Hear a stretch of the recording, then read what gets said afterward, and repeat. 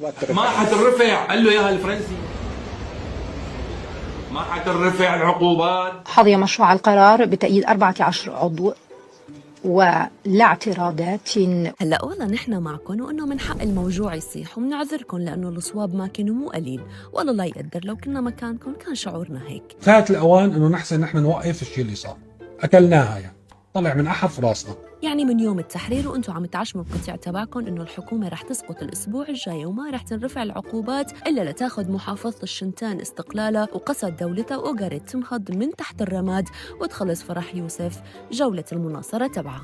لا رفع للعقوبات بدون حريات فرديه ديمقراطيه وتداول حقيقي للسلطه بسوريا. بس انه غير صياحكم ترى لا كمان فضح حقدكم على سوريا والسوريين وكشف انه معارضتكم مو بس لشخص الرئيس، لا لاستقرار سوريا.